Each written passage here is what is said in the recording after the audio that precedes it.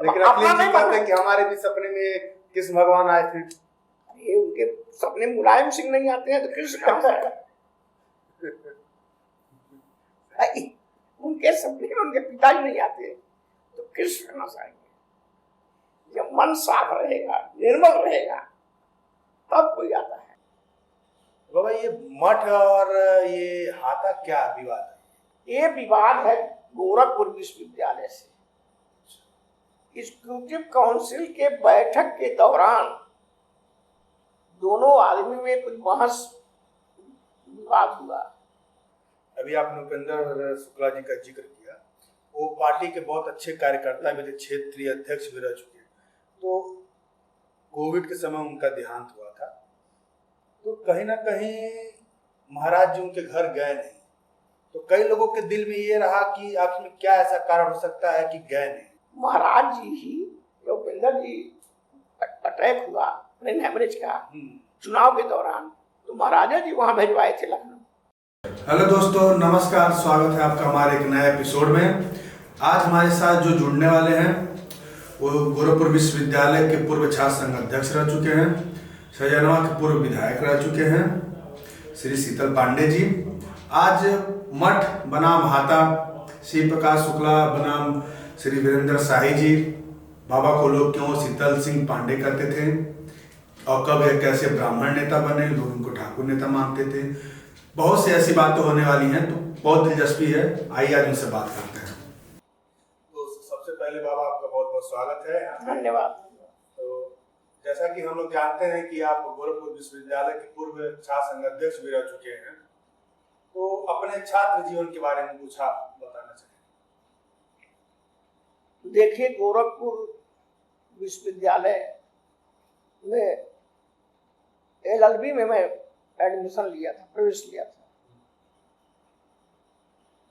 लेकिन उदय राज राय का अनुशासन इतना तगड़ा था कि नेतागिरी पर बैन लगाना चाहते थे अपने विभाग में। और हमको चूंकि चुनाव छात्र संघ लड़ना था, तो इसलिए मैं MA समाजशास्त्र में जाके एडमिशन ले लिया। उस समय समाजशास्त्र के हेड थे प्रोफेसर SP नागेंद्र, जो लखनऊ विश्वविद्यालय के कुलपति बाद में हुए थे। और वहां रहते हुए मैं छात्र संघ अध्यक्ष का चुनाव लड़ा।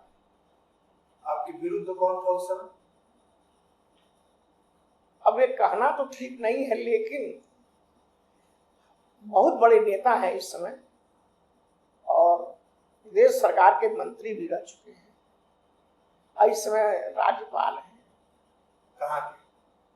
वो हिमाचल प्रदेश में आदरणीय माननीय श्री प्रताप शुक्ल। आपके विरुद्ध वो खड़े थे विद्यार्थी परिषद से। आप निर्दल थे? निर्दल। तो और भी उस समय के बारे में कोई बात थे? अब उसमें चुनाव हुआ तो विद्यार्थी परिषद का संगठन बहुत मजबूत था, राष्ट्रवादी विचारधारा से ओतप्रोत था और संगठन कम से कम विश्वविद्यालय के अंदर भी उनकी संख्या 1200 थी। विद्यार्थी परिषद संगठन बहुत तगड़े कैंडिडेट थे। मैं केवल विद्यार्थियों के बल पर और स्वर्गीय रविंद्र सिंह, जो कौड़ी राम के जनता पार्टी के विधायक थे, उनके सहयोग से मैं छात्र संघ का चुनाव लड़ा। और उस समय इतना संघर्ष हुआ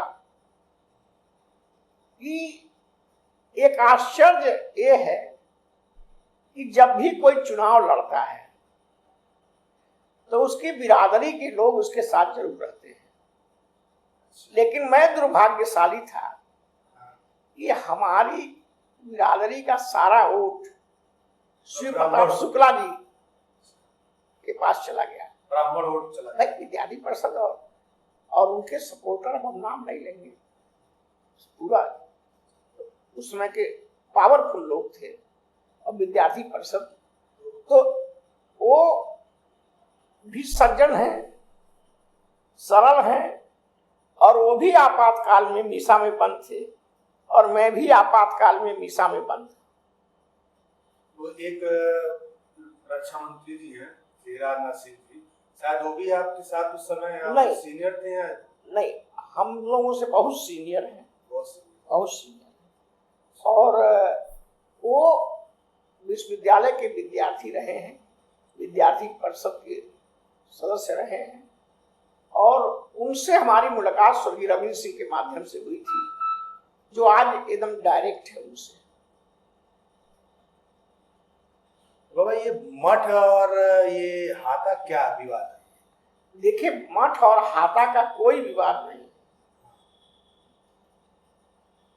मठ और हाथा का कोई विवाद नहीं है। ये शुरुआत कहाँ से सुनते हैं कि हाँ, विश्वविद्यालय से? सुन लीजिए, बता रहा हूं। ये विवाद है गोरखपुर विश्वविद्यालय से। वहां की कार्यकारिणी एग्जीक्यूटिव काउंसिल से,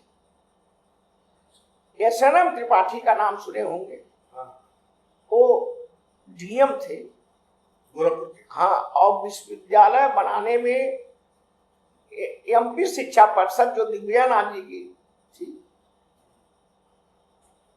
योगी आदित्यनाथ जी के दादा गुरु महाराष्ट्र शिक्षा परिषद सर, और SNM त्रिपाठी डीएम थे, उनके सहयोग से इस विश्वविद्यालय की स्थापना हुई। तो दोनों आदमी एग्जीक्यूटिव काउंसिल के मेंबर थे, दिग्विजयनाथ जी महाराज और SNM त्रिपाठी। एग्जीक्यूटिव काउंसिल के बैठक के दौरान दोनों आदमी में कुछ बहस विवाद हुआ। उसके बाद वो हरशंकर तिवारी जी को संरक्षण दिए। उस समय वो साधारण व्यक्ति थे, और महंत जी तो खुद एक संस्था थे, दिग्विजयनाथ जी। हाँ। उसके बाद वहीं से ये जो पीठ और मठ और हाथा, हाँ, वहीं से स्टार्ट हुआ। हाँ, ये ब्राह्मण और ठाकुर का भी वहीं से शुरू हुआ। अब देखिए, वो तो शुरुआत ये है। देखिए, जाति पात या जातिवाद उस समय लोग चलाते हैं जो अपने को कमजोर समझते हैं। मैं उदाहरण दे रहा हूं कि हम ब्राह्मण हैं, अपनी बहन की शादी खोजने के लिए किसी ब्राह्मण के यहाँ गए, तो वो हमसे कहेगा कि एक सज्जन आए थे, 10 लाख रुपया दे रहे थे और आप 8 लाख दे दीजिए। तो उस समय ब्राह्मण की भावना नहीं रहती है। एक स्कूल का मैनेजर ब्राह्मण है, मैं एक उदाहरण दे रहा हूँ, ठाकुर हो, लाला हो, बनिया हो, और योग्य से योग्यतम कैंडिडेट आते हैं आवेदक बन करके, लेकिन वह सब एक सजाती रहते हैं, फिर भी जो उसका रिश्तेदार होता है उसका चयन करता है, अन्य जात को भूल जाता है, अपने ही जात के अन्य लोगों को भूल जाता है। जातिवाद तब चलता है जब हम कमजोर होते हैं और आपके माध्यम से चुनाव बैतरनी पार करना चाहते हैं या कोई समस्या का समाधान करना चाहते हैं, तब हम जातिवाद लोग चलाते हैं। जाति शादी और सामाजिक कार्यों के लिए है। उस समय बाबा सुनते थे कि शाम को ऐलान होता था कि 6 बजे से बाद में घर से ना निकले, गोलियां चलती थी ऐलान होके। ऐसा एक वक्त ऐसा भी आया था। शिव प्रकाश शुक्ला नहीं, शिव प्रकाश शुक्ला तो पहले बाद में हुए। हाँ, ये शाही जी और हाथा पहले शिव प्रकाश शुक्ला जी बाद में हुए। तो वही बताया ना कि शिक्षा परिषद SNM त्रिपाठी में उसी विश्वविद्यालय एग्जीक्यूटिव काउंसिल को लेकर के झगड़ा हुआ था, विवाद हुआ था।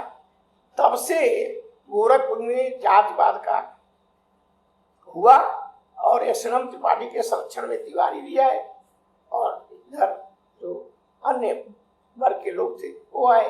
लेकिन बाबा आज भी कहीं ना कहीं लोगों के अंदर वो चीज कम नहीं हो पा रही। जैसे लोगों के अंदर ये रहा है कि ब्राह्मण है तो हमारे हरशंकर तिवारी या हाथक परिवार हो गया, ब्राह्मण एक चेहरा, और अगर कोई क्षत्रिय ठाकुर हैं तो वीरेंद्र स्वर्गीय वीरेंद्र शाही और मठ हो जाता है।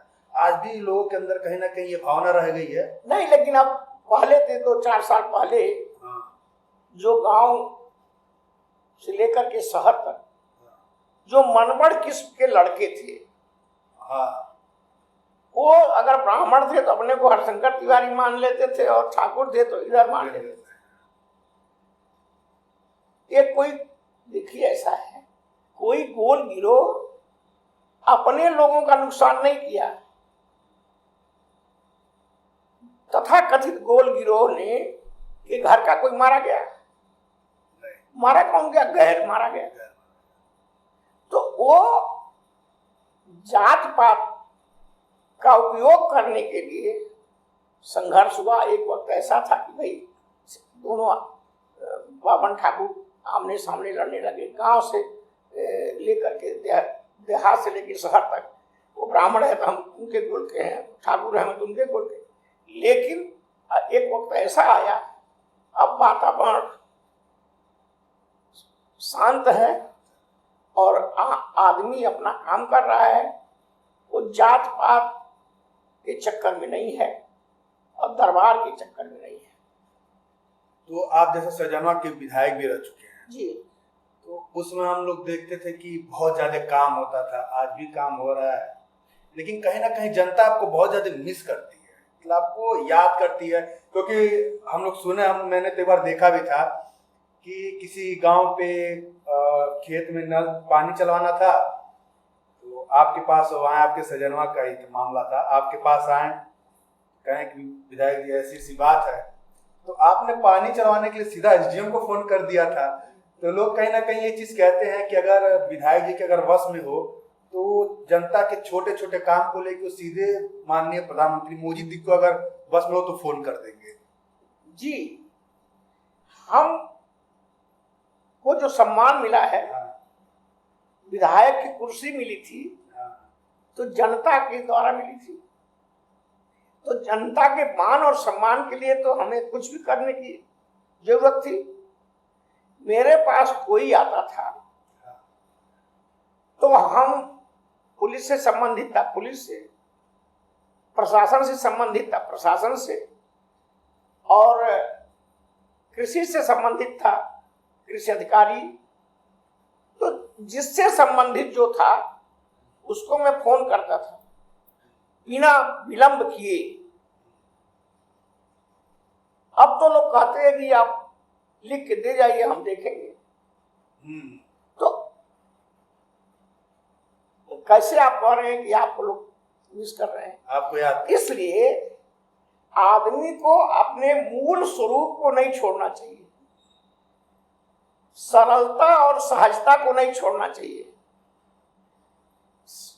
ये आपसी मिलान, आपसी संबंध और सहयोग ये नहीं छोड़ना चाहिए। तो मैं क्षेत्र के लोगों से आपसी संबंध बनाया। ये जो पद होता है टेम्परेरी है, स्थिर नहीं है, लेकिन संबंध स्थिर है। हमने क्षेत्र के लोगों से भाईचारा बनाया, संबंध बनाया और उसको निभाया। बाबा, कहीं ना कहीं लोगों को ये लगता है कि उस समय आप विधायक थे, प्रमुखी का चुनाव भी था, कहीं ना कहीं अगर आप चाहते हो तो अपने परिवार के किसी को ब्लॉक प्रमुख बना सकते थे, बल्कि आपने ऐसा किया नहीं। बाकी कई लोगों ने अपने बेटे को या रिश्तेदारों को कोशिश करके प्रमुख बना भी दिया। तो आप कोई परिवारवाद में नहीं, देखिए, लोग पढ़ लिख के बाद, व्यवसाय करने के बाद, खेती करने के बाद राजनीति करने आते हैं। पढ़ाई के समय में ही मेरा विषय ही राजनीति शास्त्र था। अच्छा, राजनीति शास्त्र था, राजनीति में मेरी रुचि थी। राजनीति में जागरूकता कारण मुझे आपातकाल में 18 महीना बंद किया गया। ये आपातकाल क्या था? आज की इमरजेंसी, आज की जनरेशन को शायद पता नहीं। हम बता दे रहा हूँ, ये तो जानना आज की जनरेशन को बहुत जरूरी है।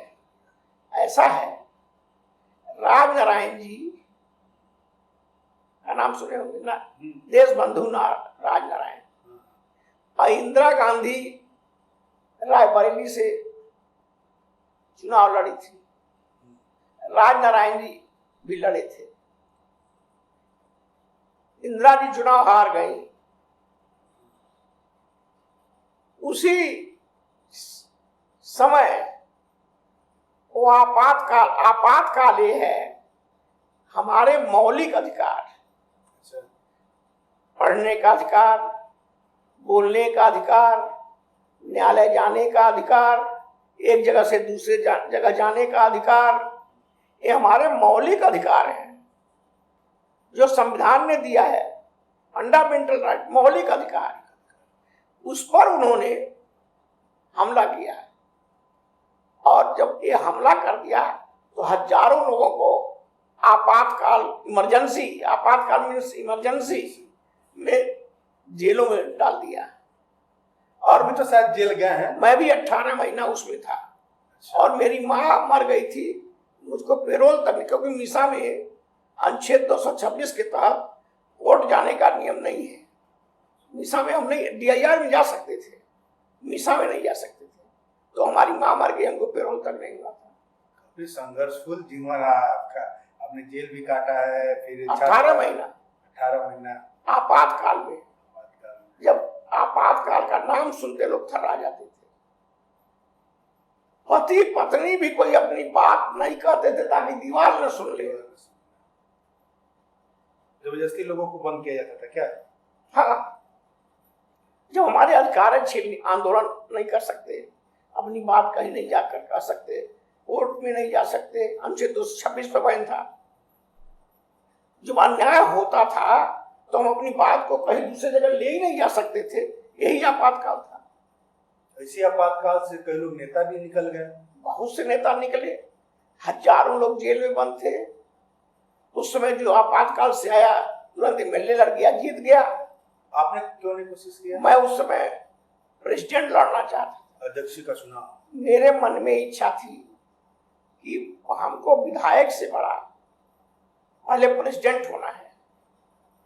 तो मैं जेल से छूट के आया, हमारे साथ जितने लोग थे जो DIR में भी बंद थे, वो भी विधायक का चुनाव लड़के जीत गए, लेकिन मैं मीसा में बंद था।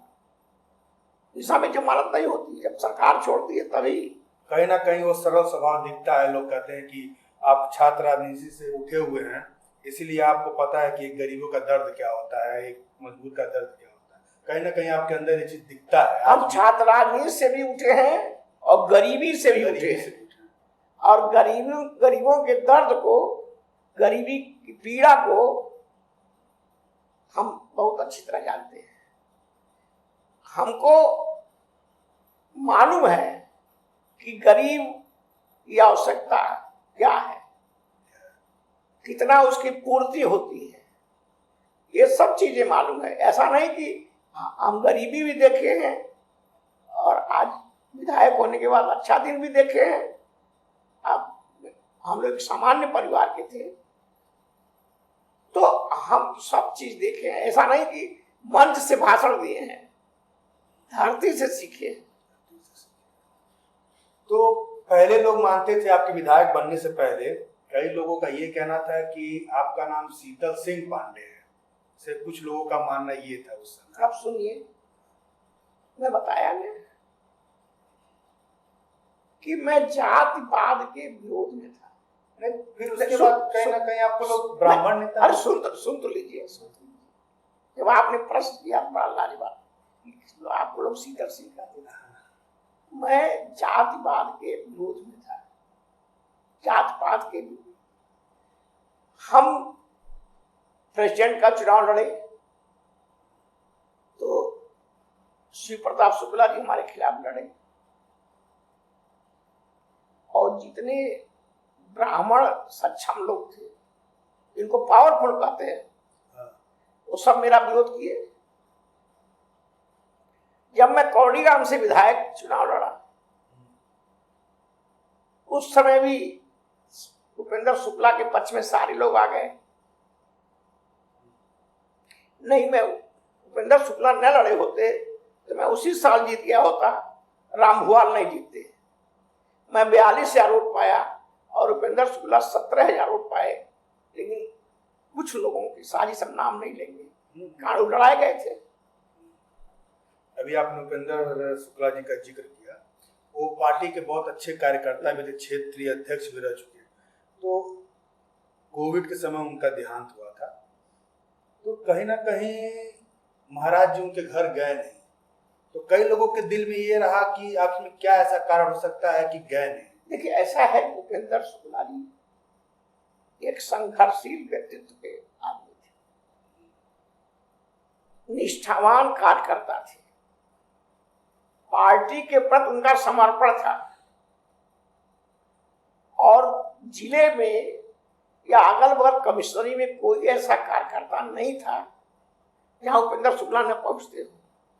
कार्यकर्ताओं से उनका बड़ा लगाव था, संगठन के प्रति निष्ठा थी, कर्तव्यनिष्ठ थे। वो महाराज जी कहीं गए रहे होंगे, किन परिस्थितियों में नहीं गए, ये तो प्रश्न उनसे किया जा सकता है। लेकिन उपेंद्र शुक्ला जब चुनाव के दौरान बीमार पड़े तो महाराजा जी व्यवस्था करके वहां भिजवाए थे। नहीं, मुझे लगा आपको पता हुआ कहीं ना कहीं हम महाराज जी के बहुत करीबी हैं। हम बता रहे हैं, महाराज जी ही, उपेंद्र जी अटैक हुआ ब्रेन हेमरेज का चुनाव के दौरान, तो महाराजा जी वहां भिजवाए थे लखनऊ, अपनी व्यवस्था करवाकर। ऐसा नहीं है, महाराज जी संत हैं, संत के अंदर द्वेष और दुर्भावना नहीं रहती है, बदले की भावना नहीं रहती। नहीं, लोगों को ऐसा लगता था कि ऐसा क्या कारण हो गया। देखिए, ऐसा है, यही लोगों को लगता ऐसा है, यही गोरखपुर की समस्या का जड़ है। इसका विरोध भी हुआ था, इसीलिए शायद उनका परिवार दूसरे पार्टी में चला गया, पार्टी ने उनको कुछ नहीं दिया। कुछ लोग उनको ले गए चुनाव लड़ाने के लिए, जबरदस्ती। यहां रहते तो पद मिल गया होता। श्री उपेंद्र शुक्ला की तो स्वर्गीय हो गए, उनकी पत्नी को चुनाव लड़ाना किस साजिश के तहत किया गया और कुछ लोगों द्वारा प्रेरित किया गया, कुछ लोग समझ रहे हैं। ये उस परिवार के साथ बहुत बड़ा अन्याय है, उपेंद्र शुक्ला के परिवार के साथ अन्याय है। उपेंद्र शुक्ला जीवन भर भाजपा ही थे, उनके बच्चे बाद में कर्तव्यनिष्ठ कार्यकर्ता है, लेकिन उनको बरगला करके वहां ले जाया गया। अब वहां कहाँ वो लोग सफाई हैं। उसी समय उनके बड़े लड़का का बयान आया कि नहीं, हम लोग छोटा वाला लड़का आया। मतलब कहने का मतलब वो चूक थी, गलती हो गई। हाँ, न चुनाव लड़ते तो आज पार्टी सम्मान देती, परिवार को कहीं ना कहीं सम्मान देती। योगी जी देते, योगी जी देते, क्यों नहीं देते, हम लोग। जैसे आने वाला लोकसभा चुनाव है 2024 में, आपको उम्मीदें हैं सरकार बनेगी भाजपा की? भाजपा की तो सरकार बहुत बहुमत से बनेगी, अभी कोई विकल्प ही नहीं है। कि हमने देखा कि राहुल गांधी जी भी भारत जोड़ो यात्रा कर रहे और बीच में काफी पॉपुलर भी हुए, यूथ के बीच में काफी पॉपुलर हो रहे धीरे धीरे। ऐसा है, वो यात्रा उस समय कर रहे थे जब चुनाव चल रहा था। एक पार्टी के अध्यक्ष की ड्यूटी चुनाव में अपने पार्टी को मजबूत करना है, यात्रा को करना है। तो राहुल गांधी नेता हैं, बड़े नेता हैं, देश के नेता हैं, लेकिन बड़ा नेता होना और जमीन की समस्याओं को समझना, दोनों में अंतर है। उस समय पार्टी को चुनाव हो रहा था, मजबूत करना चाहिए कई राज्यों में, और पद यात्रा का कोई औचित्य नहीं। इस देश में पद यात्राएं बहुत हुई, विनोबा भावे पद यात्रा किए थे, महात्मा गांधी दांडी यात्रा किए थे, चंद्रशेखर जी पद यात्रा किए थे। पद यात्रा बुरी नहीं है, लेकिन समय सही नहीं। और स्थान का चयन होना चाहिए। अभी बीच में राहुल गांधी जी केदारनाथ दर्शन करने गए थे, दर्शन करके आए तो लोगों ने कहा कि आप फोटो नहीं डाले, ज्यादा वो नहीं किए, तो उनका जवाब था कि मैं मोदी नहीं हूँ, हर जगह कैमरा लेके चलूं। अच्छा सुनिए, और हमारे पीएम को जितना कैमरा पसंद है वो जनता से छिपा नहीं है। आप देखिए, राहुल गांधी कांग्रेस की बयान हल्फी है कोर्ट में कि राम काल्पनिक थे। राम काल ये लोग हमारे देवी देवताओं का मजाक उड़ाते थे। अगर राम काल्पनिक है तो इस देश में वास्तविक क्या है? राम हमारी संस्कृति के नायक हैं, आस्था का केंद्र नहीं, आस्था के केंद्र हैं। और जब आदमी सोहनी करता है खेत में, गर्मी से परेशान रहता है, पसीना पसीना चूहता है, प्रचंड गर्मी है, तो कहता है हे राम।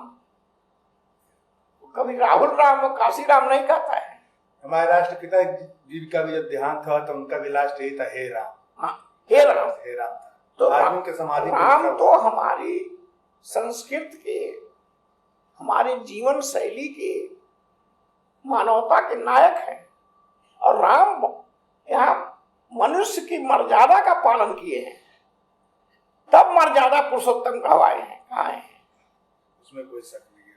मनुष्य की मर्यादा क्या होती है? पिता के क्या संबंध, भाई के साथ क्या संबंध, पत्नी के क्या साथ संबंध। एक धोबी के कहने पर सीता के अग्नि परीक्षा के बाद भी भेज दिए। कहीं ना कहीं लोग कहते हैं, हमारे फादर भी कहते हैं कि रामायण में सिखाता है कि हमें कैसे जीना है और महाभारत सिखाता है कि हमें क्या नहीं करना है। देखिए, दोनों की हमारे धर्म ग्रंथ। महाभारत अन्याय के खिलाफ लड़ना सिखाता है, न्याय के लिए संघर्ष करना सिखाता है।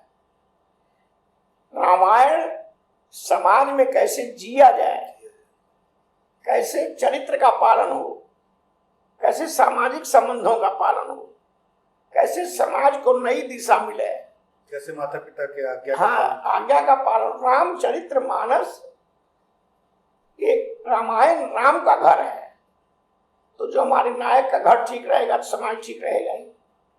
उस समय सुनते थे कि जब विध्वंस का हुआ था तो सब सोचते हैं कि सपा सरकार थी। हाँ, प्रदेश में क्या विध्वंस हुआ था? जब बाबरी मस्जिद का विध्वंस हुआ था उसमें कार्यकर्ताओं पर गोली चलवा दी गई थी। हाँ, मुलायम सिंह की सरकार थी।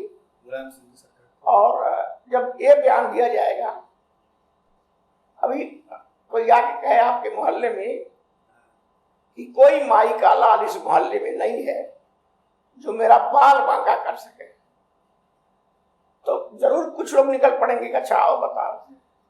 तो जब ये कहा गया कि चिड़िया पर नहीं मारेगी अच्छा अयोध्या में, तो आम जनता में एक उत्साह हुआ, जोश हुआ। और राम के प्रति तो, राम जन्मभूमि के प्रति तो हजारों सैकड़ों लोग बलिदान हो चुके हैं। जनता में उबाल था। कहीं ना कहीं भाजपा ये नहीं कर रही है कि हम लोग को पहले कहा जाता था जय सिया सीताराम, सीताराम पहले बोलते थे, अब जय श्री राम। तो सीता माता को कहीं ना कहीं अलग एक एग्रेसिव ने पना नहीं है। हम ये कह रहे हैं किसी बहाने जय श्री राम बोल के आप कुछ भी कर लीजिए। सुनिए, किसी बहाने सीताराम कहे, जय राम सीता कहे कि जय सिया राम कहे, राम हमारे वाणी में वचन में आ रहे हैं ना। और राम मर्यादा पुरुष हैं, पुरुषोत्तम हैं। राम हमारे संस्कृति के नायक हैं, हमारे संस्कृति के महानायक हैं। तो राम इसी बहाने आ रहे हैं।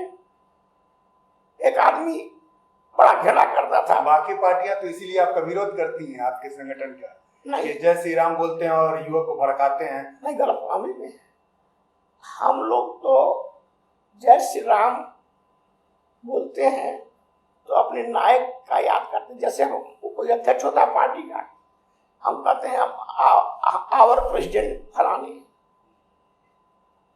जिंदाबाद चंद्रशेखर जिंदाबाद, अटल जी जिंदाबाद, गडकरी जिंदाबाद अपना कहते हैं ना, उसी तरह से हम लोग, राम हमारे जीवन के आधार हैं, संस्कृति के नायक हैं, प्राण प्रतिष्ठा के हैं, तो हम लोग उसके उनका नाम, हमारे उनके कलयुग केवल नाम आधार है। राम का नाम लेने से उद्धार हो जाता है।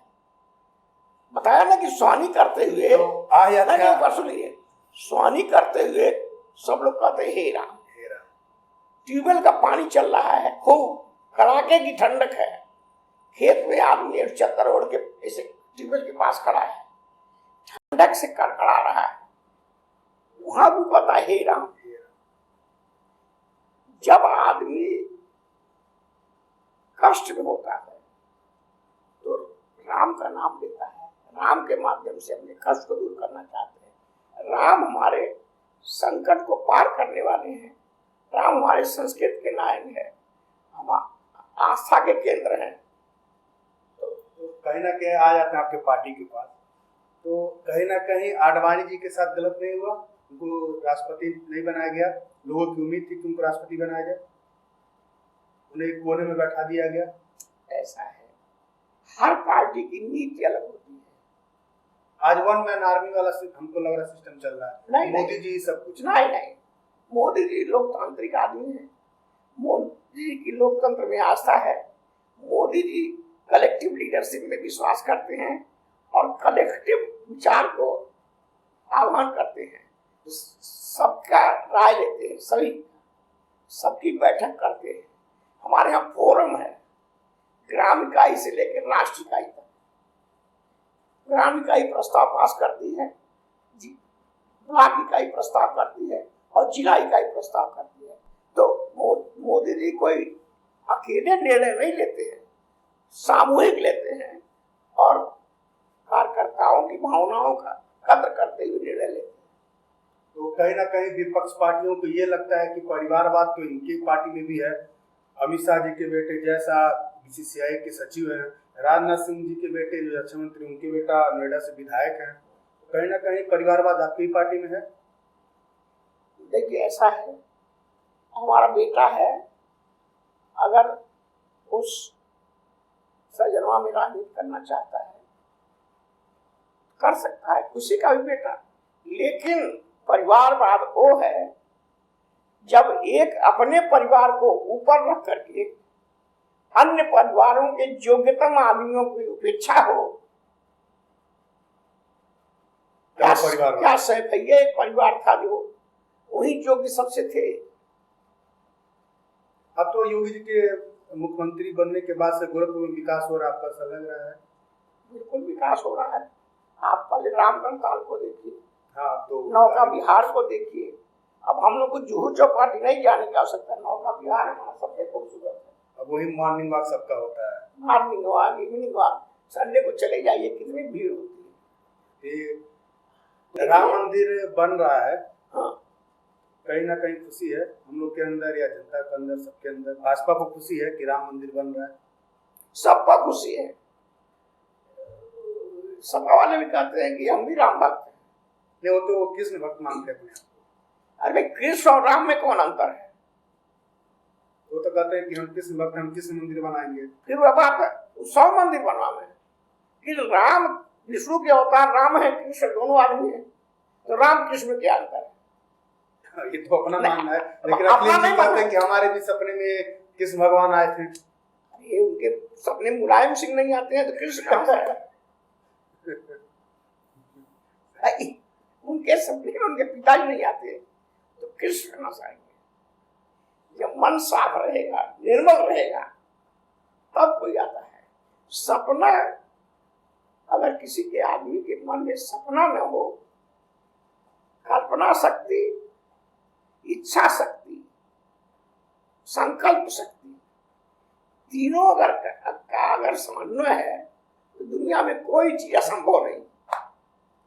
कल्पना शक्ति, संकल्प शक्ति, इच्छा शक्ति। तो ये जनवरी के टाइम में, चुनाव के पहले ही राम मंदिर का उद्घाटन का इसका मतलब जैसे नहीं, और पार्टियों को लगता है कि अन्य पार्टी कुछ मोदी जी कुछ ना कुछ अरे ऐसा कर देते हैं सुनिए, कि सुनिए। चुनाव के पहले हम अपने घर में बरामदे में चूना लगवा हुए तो अन्य लोग क्या इतराज है? हम ये कह रहे हैं मोदी जी ऐसा थोड़ा किए। मंदिर बन गया है, बन रहा है, बन ही गया है। बन ही गया है, उसका शिलान्यास और लोकार्पण होना है। शिलान्यास पहले हो चुका है, तो इसमें हम गलत क्या कर रहे हैं? मंदिर कोई प्रधानमंत्री होता नहीं, है, चुनाव के पहले ही करना या चुनाव चुनाव के बाद भी कर हम सकते हैं। चुनाव के पहले ही बताइए। मान लीजिए हमारे घर कोई यज्ञ होना सब है, तो हम अपना करेंगे कि हम देखेंगे चुनाव है कि नहीं। यह कार्यक्रम निश्चित था, पहले से चुनाव निश्चित नहीं था।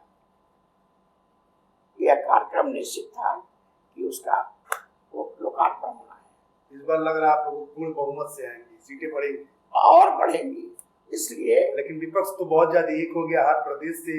0 + 0 = 0।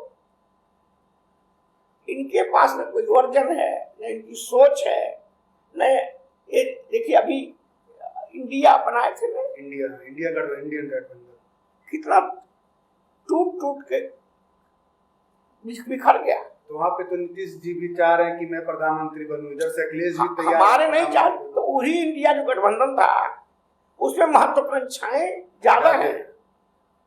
पद पर 5 प्रधानमंत्री हैं, हमारे यहाँ 1 प्रधानमंत्री है मोदी। और उनके यहाँ 5 प्रधानमंत्री हैं, कुर्सी 1 है। कहीं ना कहीं योगी जी को भी देखते हैं आने वाले टाइम में प्रधानमंत्री के पद पे।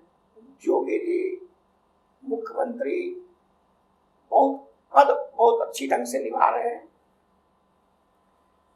पहले राइफल बंदूक लेकर के लोग चलते थे, एक दूसरे को मार देते थे, जमीन पर कब्जा कर लेते थे, लेकिन आज नहीं राइफल बंदूक देख रहे हैं, किसी की जमीन कब्जा उब्जा देख रहे हैं, शहर में गुंडागर्दी देख रहे हैं। पूरे यूपी में कानून व्यवस्था, लड़कियां स्कूल जाना बंद कर दी थी पश्चिमी उत्तर प्रदेश में, आज पूरे प्रदेश में कानून व्यवस्था ठीक हो गई है। गुंडे अपराधी या तो ऊपर चले गए हैं या तो जेलों में बंद हैं। आज मुख्तार अंसारी जान की भीख मांग रहे हैं और व्हील चेयर पर जेल में चल रहे हैं कि हमको बाहर में निकलना पड़े, कहीं हमारा एनकाउंटर हो। हाँ, तो गुंडा बदमाश तो आइए देख लीजिए गोरखपुर में। तो ये बुलडोजर कहीं ना कहीं एक जाति विशेष को लेकर नहीं चलता है। बुलडोजर अन्याय के विरुद्ध जो अन्याय करता है, जो गरीबों को आंकड़े दबाता तो ये बताते हैं कि जब से सरकार बनी अधिकतर कहीं ना कहीं ब्राह्मण वर्ग को ही ऊपर ही बुलडोजर चला है, एनकाउंटर में है। ये मानसिकता का द्वेष है। अभी देवरिया में भी नहीं, हुआ था, नहीं, अभी तक बुलडोजर चला नहीं। चलेगा, मानसिकता का दोष है कि बुलडोजर जात दे के चलता है, बुलडोजर अन्याय के खिलाफ चलता है। बुलडोजर तेल पानी कर लगा खड़ा है, अन्याय के खिलाफ चलता है। तो आने वाली सरकार को लेके आने वाले समय में आपकी सरकार बने, इसलिए आपको बहुत बहुत शुभकामनाएं हमारी तरफ से। और यहाँ पे आके आपको कैसा लगा? बहुत अच्छा लगा और आपने हमको बुलाया इसके लिए आपको धन्यवाद। तो फिर मिलते हैं अगले एपिसोड में नए शख्स के साथ। नमस्कार।